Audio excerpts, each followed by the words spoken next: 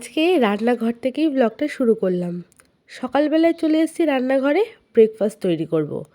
আজকে ঝটপট একটা বাচ্চাদের জন্য হেলদি ব্রেকফাস্টের রেসিপি তোমাদেরকে দিয়ে দিই। আমাদের সবার বাড়িতেই তো বাচ্চা রয়েছে, তাদেরকে এটা অনায়াসে বানিয়ে খাওয়াতে পারো। ওটস আর সুজি একটু ভিজিয়ে রাখলাম।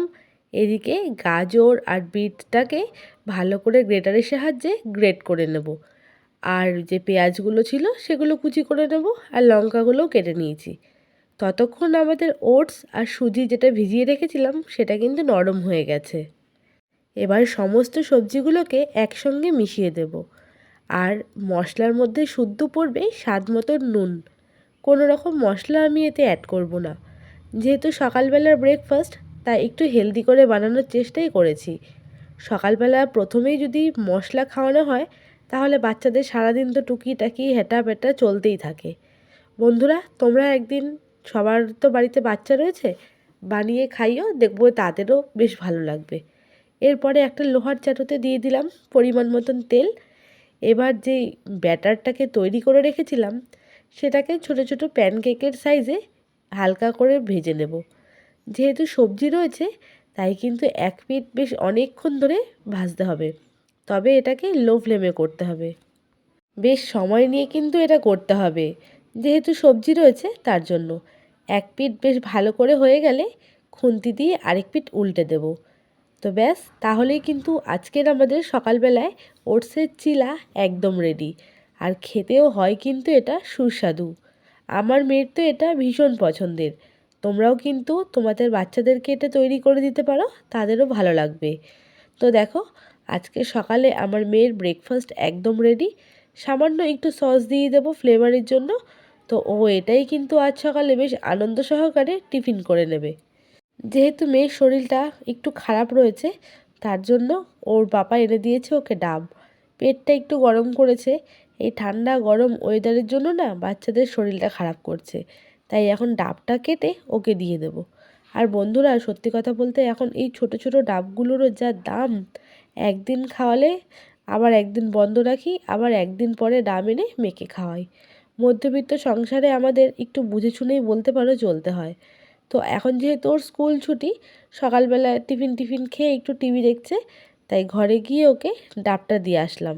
বন্ধুরা, কেমন আছো সবাই? সবাইকে ওয়েলকাম জানিয়ে আজকের ভিডিও শুরু করছি। বেশ কয়েকদিন বাদেই ডেলি লাইফ আবার ব্লগ করছি। মাঝখানে এদিক ওদিক ঘুরে রেসিপি ভিডিও দিয়ে কদিন চালিয়ে দিয়েছি। মানে অ্যাকচুয়ালি মেয়েটার শরীরটা একটু খারাপ ছিল, তো সেই জন্য না আর মানে রেগুলার ভিডিও যে করবো সেটা করছিলাম না। মন মেজাজ ভালো না থাকলে যা হয় আর কি। তো এখন সকালবেলায় মেয়েকে খাইয়ে দাইয়ে দিয়েছি, আমি নিজেও ছাতু খেয়েছি। মেয়ে খেলো ডাব, দেখতেই পেলে তার আগে খাওয়ার খেয়ে নিয়েছে। কাজবাজ মোটামুটি কমপ্লিট হয়ে গেছে। এবার চলে এসেছি রান্নাবান্নার দিকে। আছে কয়েকটা জামা কাপড় কাচার, রান্নার ফাঁকে ওটাও করে নেব। নাহলে এখন যদি জামা কাপড় কাচতে এদিকে রান্না করতে আবার দেরি হয়ে যাবে। হাতে ধরে থাকতে থাকতে না মানে হাতটা ব্যথা হয়ে যায়। তো কি কি রান্না করব, সেই রান্না বান্না সমস্ত কিছু গোছগাছ করে নিয়েছি আগে। জামাটা খুলে দিই, নাহলে গোছগাছ না করলে না রান্না করতে প্রচণ্ড দেরি হয়ে যায়। আর চাল ঢালা ধুয়ে রেডি করে নিয়েছি। তো এবার রান্নাটা বসাবো। তারপরে তো টুকিটাকি কাজবাজ তো লেগেই রয়েছে। যেহেতু সকালবেলা ঘর মোছা, ঘর ঝাড় দেওয়া হয়ে যায়, তো সেই জন্য না হেডেকটা কম থাকে। তোমাদেরকে দেখিয়ে দিই কী কী রান্নাবান্না করবো, গোছগাছ করেছি সেটা তোমাদেরকে দেখিয়ে দিই। আর এখানে সব রান্নাঘরটা না অগোছালো হয়ে আছে, কালকে গোছগাছ করা হয়নি। এই দেখো অবস্থা, এদিক ওদিক অগোছালো হয়ে রয়েছে। ওটসটা ঢালা হয়নি প্যাকেটে, নুনের প্যাকেট রয়েছে, কিছু ঢালা হয়নি। ওগুলো কৌটোয় কৌটোয় আলাদা আলাদা করে ঢালতে হবে। তো মোটামুটি এখন মানে কাজবাজ যতটা পারছি তাড়াতাড়ি করে নিচ্ছি, কেননা গরম পড়ছে, বেশিক্ষণ রান্নাঘরে আর একদমই দাঁড়ানো যাবে না। এই কয়েকদিন বেশ মেঘলা ওয়েদার ছিল, তো ধীরে সুস্থে কাজ করা যেত, কোনো অসুবিধা ছিল না। কিন্তু এখন গরমের তাপমাত্রা এত বেড়ে গেছে, মনে হচ্ছে কত তাড়াতাড়ি আমি কাজ শেষ করব, করে রান্নাঘর থেকে পালাবো, এই অবস্থা। তো চলো তোমাদেরকে দেখিয়ে দিই কী কী রান্নাবান্না করবো আর গোছগাছ করলাম, দেখিয়ে দিই একবার। চাল ধুয়ে রেখে দিয়েছি, ভাতটা লাস্টে বসাবো একদম। করবো হচ্ছে কলমি শাক ভাজা। তো শাক কেটে ধুয়ে একদম রেডি করে রাখা।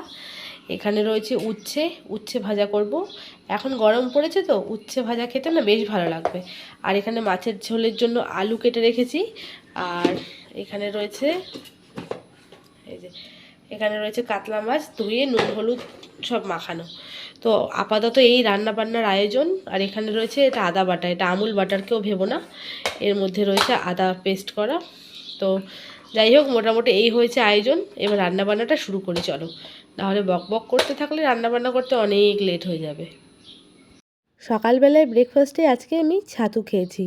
রোজই বলতে পারো এখন আমি ছাতুটাই খাই। আমার বেশ ভালো লাগছে এখন ছাতু খেতে। যেই খাবারটা খেতে ভালো লাগে সেটা কিন্তু আমি কনস্ট্যান্ট খেতেই থাকি, যতক্ষণ না মুখে সেই খাবারটা পচে যাচ্ছে। তো যাই হোক, কৌটোয় যেহেতু শেষ হয়ে গেছিলো, প্যাকেট কেটে কৌটোর মধ্যে ঢেলে দিলাম। কৌটোটাকে একটু মুছেও রাখলাম, নাহলে কিন্তু না ছাতু লেগে থাকে গায়ের মধ্যে। এবার চটপট রান্নাবান্না বসিয়ে দেবো।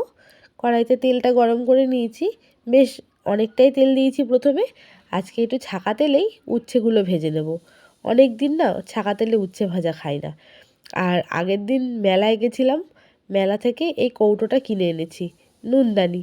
বেশ সুন্দর, কিন্তু দেখে পছন্দ হলো, তাই নুন রাখার জন্যই এটা কিনে নিয়েছি। কেমন হয়েছে কৌটোটা বন্ধুরা অবশ্যই কমেন্টে জানিও। তো উচ্ছে ভাজা তেমন কিছুই না, সামান্য নুন আর হলুদ দিয়ে ভাজলেই কিন্তু হয়ে যাবে।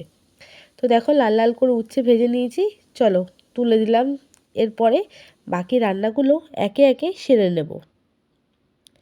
এরপরে কলমি শাকটা কেটে রেখেছিলাম, সেটাকে ভেজে নেব। কড়াইতে উচ্ছে ভাজার তেলটা একটু কমিয়ে রেখেছি, কেননা অত তেলে শাক ভাজা করব না। ফোড়নে দিয়েছি পেঁয়াজ কুচি, রসুন কুচি, কাঁচা লঙ্কা আর কালো জিরে। একটু ভাজা ভাজা করে শাকটা দিয়ে দিলাম। এরপর দিয়ে দেবো স্বাদ মতো নুন, পরিমাণ মতো হলুদ আর সামান্য চিনি দিয়ে নাড়াচাড়া করলেই কিন্তু আমাদের কলমি শাক ভাজা একদম রেডি। কলমি শাকের থেকে যা জল বেরোবে তা দিয়েই কিন্তু রান্না হয়ে যাবে, আলাদা করে জল আর দিতে হবে না। এই যে আমাদের শাক ভাজা, ব্যাস আজকে হয়ে গেল ঝটপট দুটো রান্না।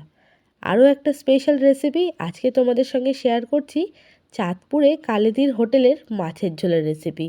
কদিন আগে ভিডিওতে আমি দেখেছিলাম কালিদি কিভাবে তার হোটেলে মাছের ঝোল রান্না করে।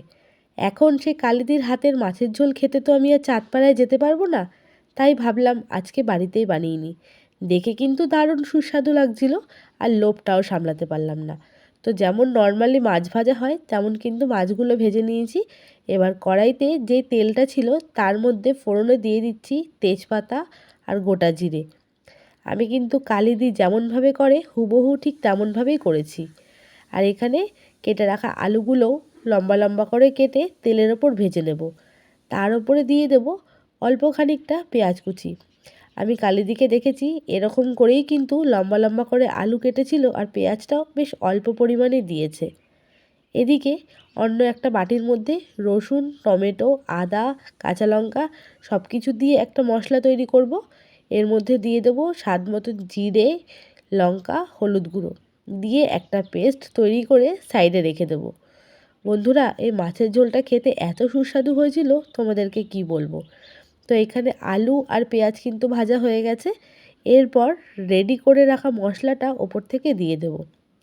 এবার মশলা দিয়ে কিন্তু অল্প অল্প জল দিয়ে বেশ অনেকক্ষণ ভালো করে কষাতে হবে। তোমরা এইভাবে কালিদি স্টাইলে মাছের ঝোল একদিন করে দেখো, বেশ ভালো লাগে।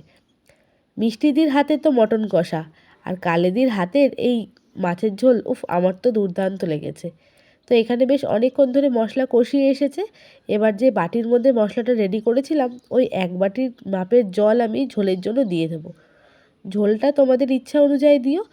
আমি যেহেতু গামাখা রেখেছি তাই বেশি ঝোল করিনি। তো মশলা কষানো হয়ে গেছে, সম্পূর্ণ জলটা এবার ঝোলের জন্য দিয়ে দিলাম। এবার ঢাকনা দিয়ে দেবো, টকবগিয়ে ফুটলেই কিন্তু আজকে আমাদের কালিদি স্টাইলে মাছের ঝোলের রেসিপি একদম রেডি। তো দেখো ঝোলটা কিন্তু ফুটে গেছে। এবার যে ভেজে রাখা মাছগুলো ছিল সেইগুলো ঝোলের ওপরে দিয়ে দিলাম। আমি যেহেতু একবেলারই মাছের ঝোল করছি তাই 3 টুকরো মাছ দিয়েই কিন্তু ঝোল করেছি। তোমরা তোমাদের ইচ্ছে অনুযায়ী করবে। আর এদিকে ইন্ডাকশন ওভেনে ভাতও বসিয়ে দিয়েছি। ব্যাস তাহলেই কিন্তু রান্নাবান্না আমার ঝটপট কমপ্লিট। মাছের ঝোল হয়ে এসেছে। এবার নামানোর আগে দিয়ে দিলাম সামান্য গরম মশলা। তো ব্যাস বন্ধুরা, তৈরি হয়ে গেল চাঁদপাড়ার কালিদির হোটেলের মাছের ঝোলের রেসিপি। দেখো তো কালিদির মতো দেখতে হয়েছে কি না। আমার তো দেখতেও লেগেছে আর খেতেও অসাধারণ লেগেছে। তো আজকে কি কি রান্না করলাম সেটা তোমাদেরকে দেখিয়ে দিই।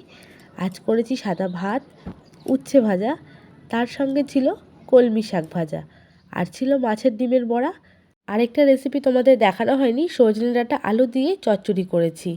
তো দেখো তো বন্ধুরা, আজকের আমার এই থালিটার কত দাম পড়বে। কালিদির হোটেলে যদি এই থালিটাই খেতে যাও তার দাম পড়বে কিন্তু 100 থেকে 150 টাকা। তবে আমার বাড়ির হোটেলে কিন্তু আজকে এই থালিটার প্রাইস হচ্ছে একদম ফ্রি।